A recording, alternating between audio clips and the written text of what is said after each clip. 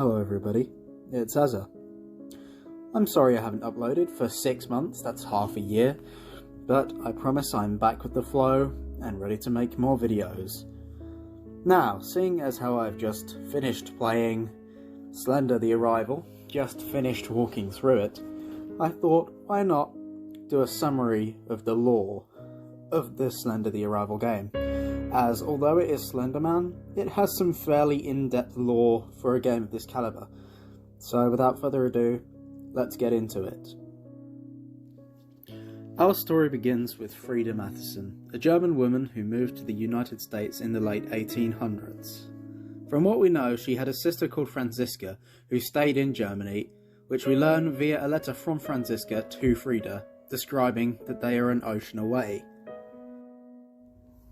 When the girls were children, they were told stories of terrifying beasts that kidnapped and ate children if they misbehaved.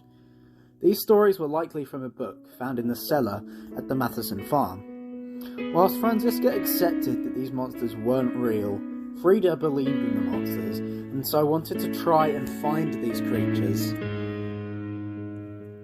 When she moved to the United States, she met a man named Clarence Matheson, who she married and moved to a farm, which was also being lived on by the Hayes family. Over time, Frida had children and even grandchildren. However, this new family she had built unfortunately did not deter her from still trying to find these monsters that she was told of as a child. She even went so far as to organise rituals on the grounds of the farm chapel in an attempt to bring one of these creatures to life. We can see this from an organisation of stones in a circle on the grounds of the chapel.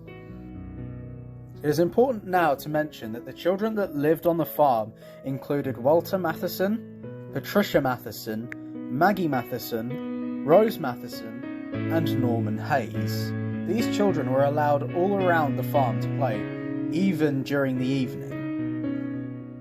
On one fateful night, one of Frida's rituals proved successful, as she appeared to have summoned a strange creature from possibly another dimension. This creature she summoned is what we all know as the Slender Man. In the beginning, the Slender Man appeared to be friendly with the children. Then one night, when the children were playing hide and seek in the cellar, Walter went missing. After Walter went missing, he was never seen again. In the chapel you can find a picture of Walter sitting in a chair with the message, "May the angels guide you home," written at the bottom. After Walter went missing, the parents began to be way stricter on the children, meaning they could only play during daylight hours and had to go inside once the sun went down. However, this did not deter them from attempting to play outside during the evening, as children do disobey their parents. We can see this in a letter from Norman to Rose.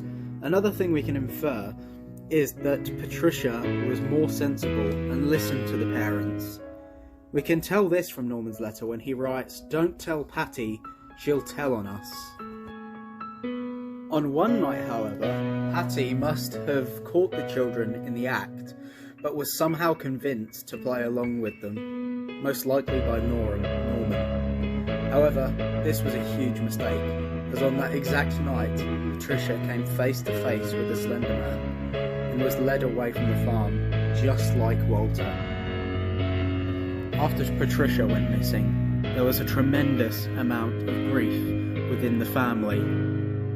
Frida, having noticed all of this grief happening and all of this terrible things happening to the family, tried to explain to the family that it was her fault having brought this horrific, horrible being into existence. Of course, nobody would believe her. By this point, Frida had come to terms that whatever she had summoned into this world was never going to stop terrorizing her family. It would continue to take people, all until there was nobody left. Therefore, Frida decided to stop the problem before things got worse, by burning down the family home with everyone inside. We know there was a fire that occurred on the farm, as there is a burned down building on the site. Frida believed that this was the only way to prevent her bloodline from being cursed forever. As Frida says in her final letter, "May the flames cleanse our souls and burn our sins." So, surely, Frida ended the nightmare before it properly began, right? Well, not exactly. There was one person who doesn't have his own tombstone in the Matheson farm chapel. This person was Franklin Matheson. For whatever reason, he wasn't at the farm on the day of the burning. He must have discovered the charred remains of everyone inside and buried what was left.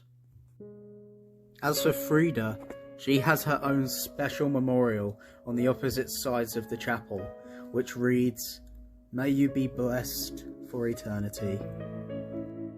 Several years later, Franklin Matheson had a son, and his name is Charles Matheson. We'll pick up on his story next time though. And that is the history of the Matheson farm. If you enjoyed this video, please like, share and subscribe, and also stay tuned for the rest of the Slender the Arrival lore. I will see you guys next time. Goodbye.